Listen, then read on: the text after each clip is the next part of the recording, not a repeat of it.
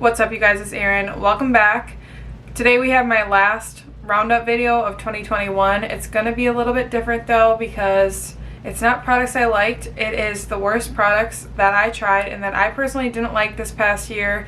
As you saw, I discovered a lot of products that I loved in the past year, more than I even included in my favorite makeup and favorite skin, body, hair care video.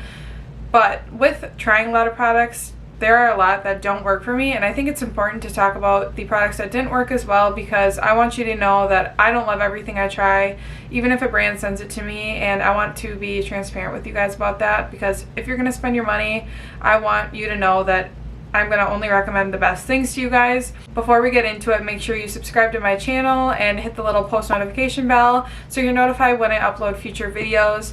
We talk all about makeup, beauty, skincare, hair care. We keep it casual on this channel and really have a lot of fun, so I would love to have you. Alright, let's just get down and dirty and talking about these formulas. I have a lot of different things to talk to you about. I have some makeup, some skincare, some brushes, and some other random products. Most of it I have in front of me, but some of it I don't, because I either took it back, exchanged it, returned it.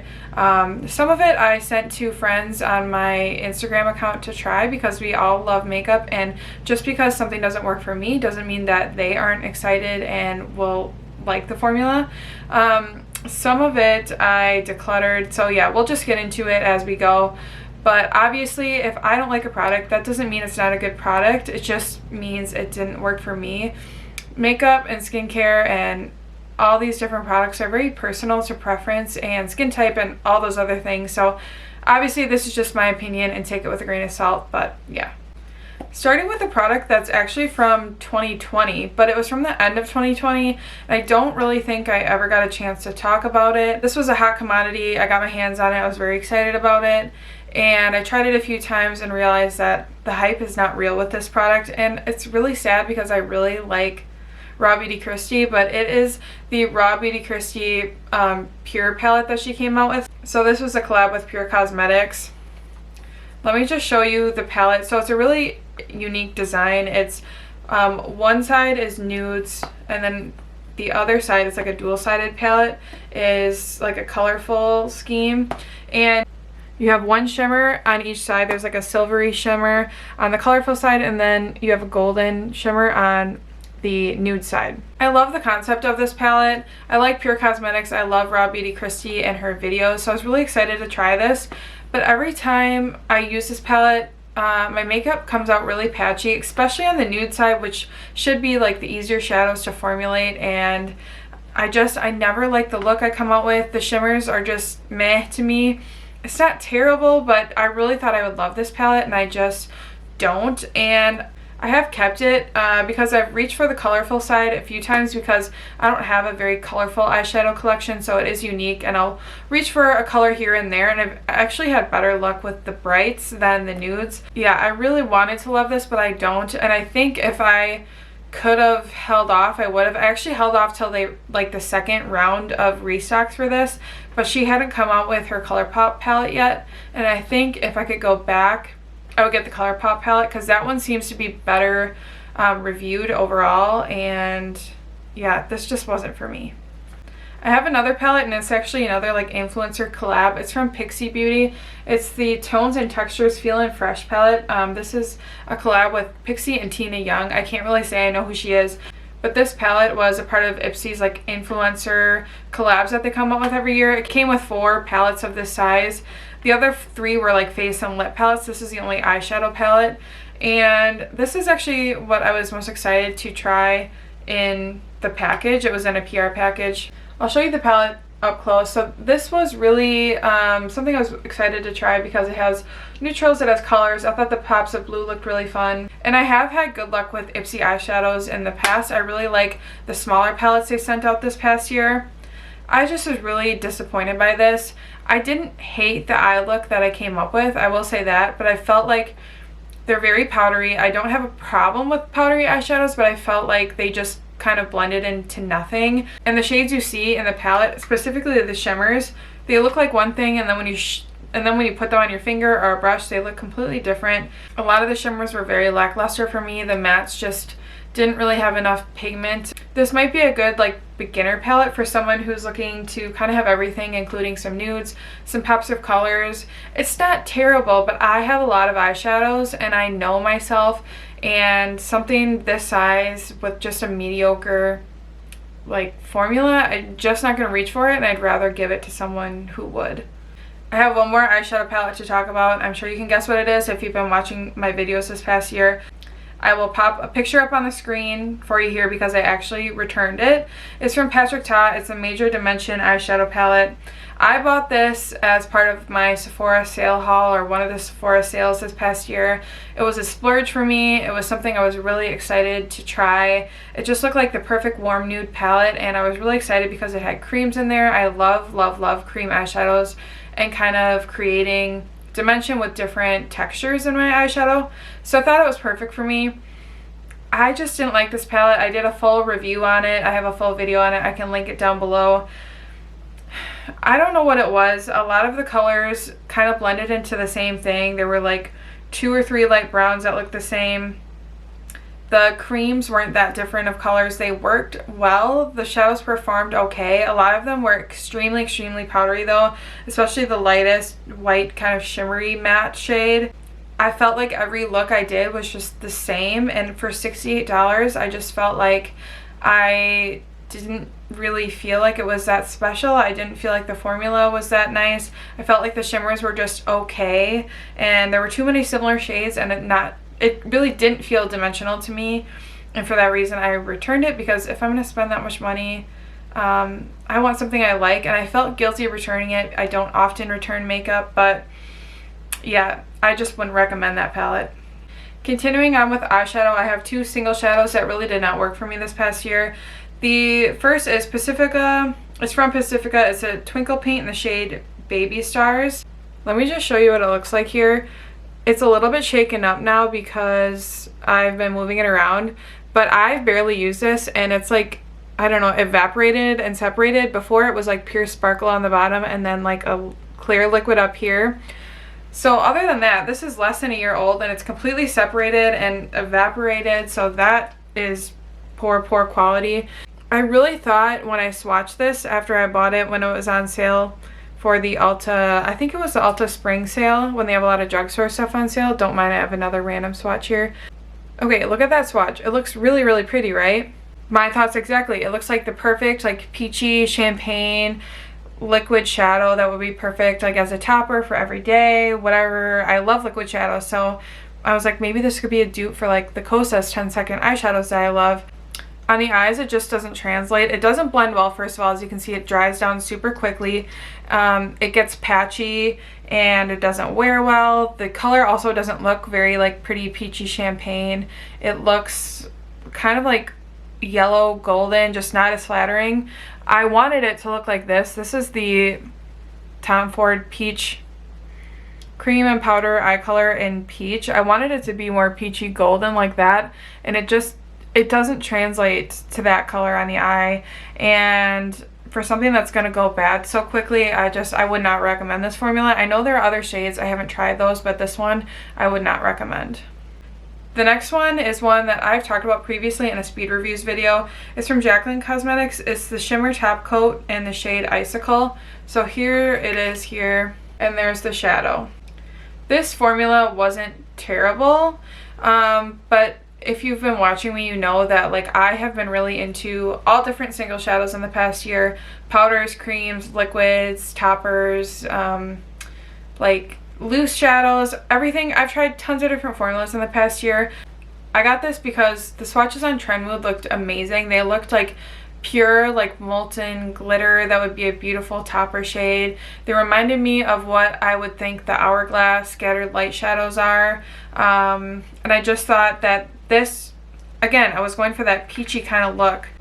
The texture of this is nice. It's kind of like a pressed, almost cooling gel, so it's not completely dry.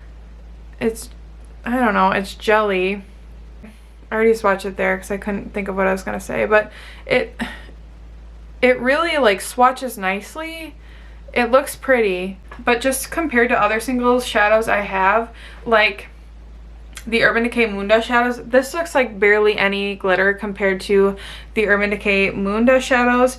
I used this on my friend. After I got it, I brought it and went to Denver for a wedding. I did my friend's makeup. I wanted to use this as a topper, but I just felt like there's really no base pigment, so I expected a lot of glitter, but you don't get a ton of shine either. So I'm guessing the Trend Mood swatches had to have been like caked up super like thick, and just like a normal layer of shadow is not going to get you that kind of intense sparkle. I'd much rather use the Urban Decay Moondust shadows, the Artist Couture Diamond Lights finishers. Danessa Myricks Color Fix sparkles are way better. I just have so many single shadows that I like a lot better than this. I think I'm going to keep it because I don't hate it for like a more minimal sparkle, but it's just not as good as others I've tried. I'm noticing a theme here too, like all these influencer collabs. I just don't like, not really a collab here, but you know what I mean? They know how to hype things up and make it seem like you need it, and then wah wah. I have a couple other random eye products to talk about. I do like false lashes, and I wore false lashes a lot before the pandemic, and I wore them more than in 2021 than I had in 2020 when we were like on complete lockdown. And I got 2 new lash glues to try this year. I think I actually got 3, but I think I decluttered the 3rd one, but they're all like liner pen lash glues. The first one's from Kiss, and they sent this to me. It's a lash glue liner. The second one is from House of Lashes, and it's called the Lash and Dash Adhesive Liner, and they're both clear. I would never use it in a black. They're both clear, and they come with like a liner pen. These just don't work. They don't dispense enough glue. You're supposed to be able to put this right on your lash line, or which, like, to me, I don't want to ruin my eyeshadow trying to shake this out and apply it to my lash line after I apply eyeshadow. And then I tried to apply it to the lash band, and it just doesn't apply enough adhesive. I feel like every time I try to use something like this, it takes double the amount of time to apply lashes. I like my Kiss Clear Paint On Lash Glue. That's my favorite. Let me get it and I'll show you what the best lash glue is. My homegirl affordable lash glue that's so good is from Kiss. It's the Strip Lash Adhesive in Clear. This will last you forever. It's so good. It comes with a brush on tip, and you can apply plenty of lash glue right to the band, let it dry for a few seconds, apply your lash, and you're done. These just don't work. The inner corner, outer corner, middle, none of it stuck.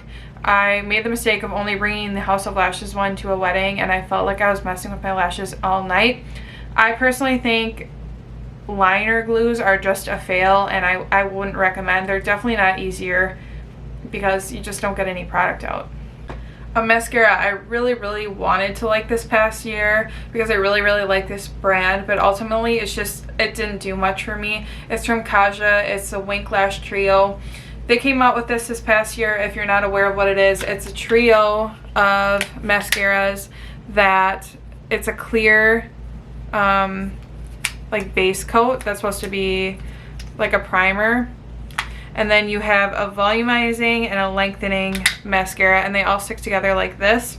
The volumizing has more of a natural bristle fluffy wand, and then the lengthening has a skinnier, I think more of a like silicone bristle type of wand. And then when you're done, they all stick together, and it's super fun, and they're magnetic.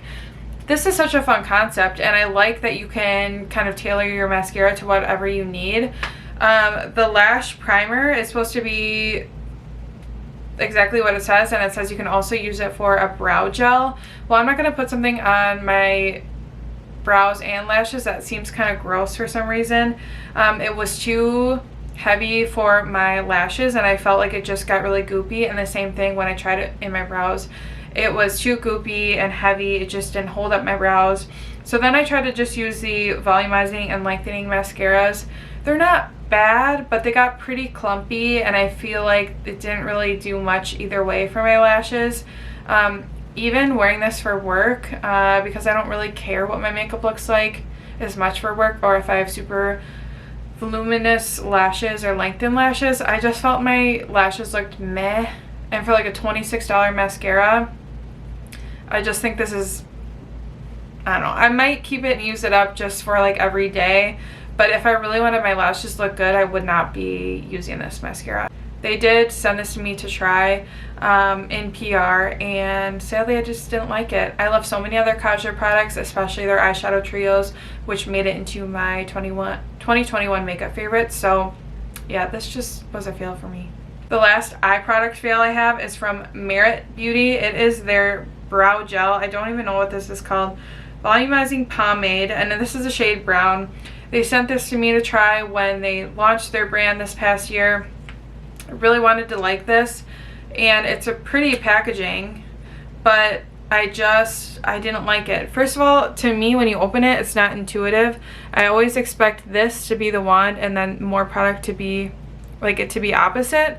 Like, it feels like this is just such a little amount of product and then a big wand. The brush is just too big for my brows. I have really fine brow hair, and I have to fill them in, and the hair I have is pretty thin and sparse. But even for my brows, I felt like this, as you can see, it doesn't have a lot of product on the brush. I felt like it just didn't dispense any product, and it really didn't grip to my hairs at all. I felt like it just kind of like looked sloppy on my brows and just kind of fell all over the place. This doesn't really grab onto your hairs to help them look kind of laminated, volumized, whatever you want to call it. It just didn't do anything for my brows. It's not terrible. I guess it depends what you like, but if you're looking for any sort of hold or this to grab onto any lash hairs, I definitely wouldn't recommend this. Maybe if you're just looking for a straight, like, kind of colored fill-in for your brows, you might like this. But yeah, this just was a fail for me. Moving on to some base products that didn't work for me this year. Another product I really thought for sure I would love, and I just didn't. It's from LYS Beauty. It's the Triple Fix Serum Foundation. I'm going to pop up a picture here because I actually sent it to a friend to try after I tried it a few times and it just didn't work for me. I really thought that I would love this foundation because it's supposed to be a serum kind of consistency, medium coverage, natural finish, just everything that's right up my alley. Packaging super cute. I was very excited. I got it through Octoly when it launched, and I felt like the color was a little bit yellow for me. I think I had the light neutral color. What was it? Yeah, I had LN3, I think. Very fair skin with neutral undertones. I think that's the shade I had. It felt a little bit orange for me. You know when you have a foundation that like just emphasizes things that you didn't even know were there? That's what I felt like it did. I felt like no matter how well I prepped my skin, if I used a brush, if I used a sponge, it just clung to every dry patch and just emphasized things that I didn't think a foundation would emphasize, and I just didn't like how my skin looked with it. I also felt like it sunk into every pore, especially on my forehead, which I don't even struggle with pores on my forehead. It just looked awful on me, and I was really sad about it because a lot of people really love that foundation and I just didn't. So yeah, if you struggle with any sort of texture or pores on your skin, which, like, who doesn't, I just wouldn't recommend it. A concealer I recently acquired and it did not work for me. It's the Huda Beauty Overachiever High Coverage Concealer. Now, this is pretty new to me. I just received it in my Ipsy Glam Bag X Huda for November, and I have the shade Meringue 04N. This is supposed to be a full coverage matte concealer, which I didn't really pick it. I don't think I'd buy it for myself, but it came in a box. And I was suspicious of this formula to start because it's just, I like something that's more medium coverage, more blendable. And this, cool packaging, I'll give it to them. It has like a metal tip applicator. Like the description says, this is thick and full coverage. Like, she thick, alright? Because it's so thick, I really made sure to prep my under eyes and hydrate them well before using this. But no matter what I do, no matter how much product I apply, it just looks dry. Like, I just don't like how it looks. It looks so dry on my under eyes. The color's not bad. The color's a good color for me, but at least as an under eye concealer, this is not good. I might keep this around and see if I like it just for spot concealing, but I definitely don't like it under my eyes. I just feel bad decluttering it because it is so new to my collection. But I don't really know if I'll use it for spot concealing either because I really love the NARS Potted Concealer. And yeah, this is just, it's too thick, too matte, and full coverage for my dry skin. I have a couple blushes that did not work for me this past year. The first is one that I think it was like my second YouTube video I ever did. I got the whole collection off Octoly. I was very, very excited about it, and I did like a lot of the collection, but I'm going to pop up a picture here because I don't have it with me. I gave it to a friend to try out. It is from Rare Beauty. It's the Stay Vulnerable Melting Cream Blush in the shade Nearly Rose, which was like their pinky shade. It's not the shade that was the issue, it's the formula. I loved the packaging. It's so cute. It reminded me of like a little Polly Pocket. It had a magnetic closure. I love the pan and the look of it. I love that whole experience of using it. And I really wanted to like it because I love cream blush. It does kind of melt when you put your finger into the pan, and it's true in the description that way. But when you apply it, it's almost like a gel formula. And I just don't think it blends well or plays well with other makeup. I felt like every time I used this, my blush looked very, very patchy. It didn't matter if I just blended it in with my fingers, you know, a brush, a sponge, it really didn't matter. I could not get that to apply well. It didn't build well on itself. That just made it more patchy.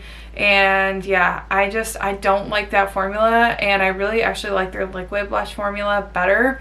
I have 2 minis of those that I always take with me traveling. I like the dewy formula and the matte formula, but the melting blush from the Stay Vulnerable line is just an absolute miss for me. It didn't look good. Another blush that's sort of a fail, sort of not, are the Bare Minerals bronzers. Now I have the shade Kiss of Pink, but initially I got the shade Kiss of Rose, which I can pop up here. I got it for like my birthday haul last year because this formula was very hyped up. Everyone was loving it. It looks gorgeous, and it just looked right up my alley.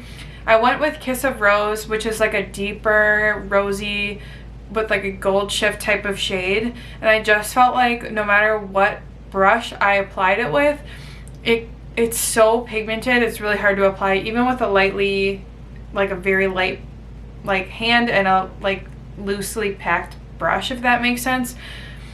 It's also like very almost metallic looking. It has like a glow to it, but the glow didn't really look natural. It just didn't, the color did not look right on my cheeks. So I ended up exchanging that one for Kiss of Pink. So this is what Kiss of Pink looks like. I definitely like this shade better, but I still don't know if it's my favorite blush formula ever. It's like a pink with almost like a silvery like glow to it, but this one definitely feels less metallic than Kiss of Rose did.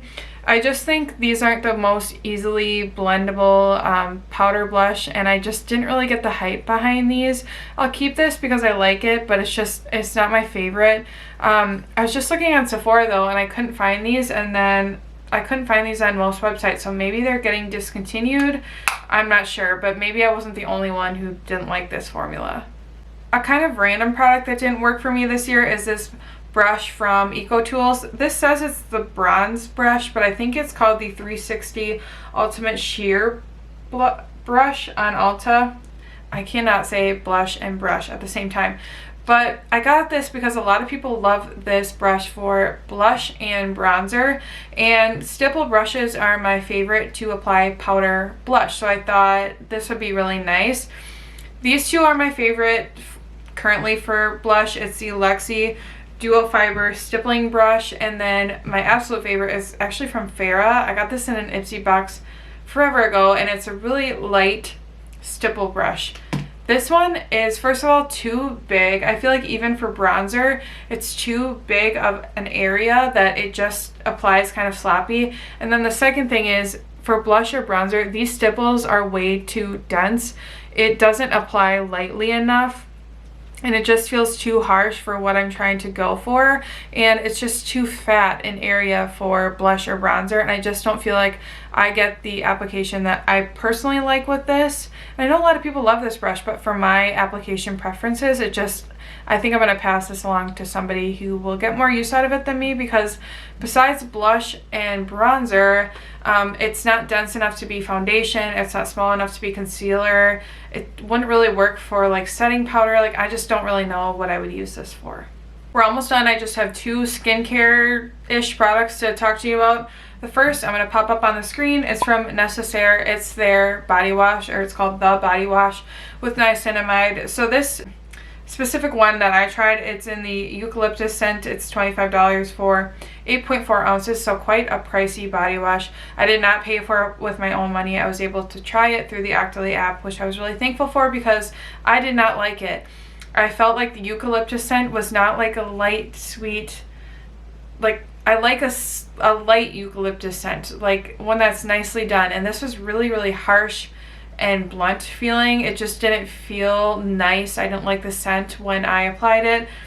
I like the packaging. It was really luxurious feeling, but I felt like I had to use a ton of product to suds through my entire body. It didn't suds up a lot, and for $25 I would just fly through this if I continued to buy it. With the eucalyptus scent, it felt really harsh. I know they have fragrance-free options as well as a sandalwood option, but because I just didn't really like the formula either, I just didn't think this body wash was worth the hype. I did like the body lotion from them. That one I would buy on sale, but as far as the body wash goes, I didn't work. I finished it because it's a body wash and it's easy to use up, but I don't think that's worth the money. The last product that didn't work for me is actually from Sunday Riley. I'm going to pop up a picture here because I sent it to a friend who I know will enjoy this formula. It is the SPF they came out with this past year, the Lighthearted Broad Spectrum SPF 30 Daily Face Sunscreen. I, as you know, love a lot of Sunday Riley products, and Good Genes was in my top skincare of the past year. I can't go without it. So I was really excited to try this formula because I like their products. I love SPF. You know, anything I can get my hands on that has SPF, I will try. This is a mineral sunscreen, and it has like a really almost light pink tint to it when you apply it. And it, even on I have like fair to light skin, I felt like it left a white pinky cast on my skin, so I cannot imagine that it would work for deeper skin tones. Not only that, but it felt really dry and matte and chalky, and no matter how much hydrating I did before applying it, which if you really have to hydrate that much before applying a sunscreen, you're probably just diluting it down as you're applying it. It just looked horrible. It clung to all my dry patches. It looked white and chalky and cakey. It didn't look good under makeup. I just could not get this sunscreen to work. It's honestly one of the worst sunscreens I've ever tried. I don't know why people like the formula because I think it's just awful. I really wanted to make it work, but also the packaging looked a little like cheap and chintzy for Sunday Riley. For such like a high level skincare brand, I would expect packaging that looked nicer, maybe a glass bottle, maybe a pop top. It was just like a screw off cap and it would spill everywhere. Just everything about it I didn't like, and it was probably the worst skincare product I tried of the past year, and yeah, I hated it. And that is all my worst products for 2021. I hope you guys enjoyed me ranting about all the products that I did not like and that didn't work for me in this past year. If you like these products, that's okay. We all have different, preferences and opinions. It's just all in good fun. But let me know down below in the comments all the products that did not work for you this past year. I would absolutely love to know all the juicy gossip. Before you go, make sure you like this video, subscribe to my channel for more, and we will see you in my next one. Bye!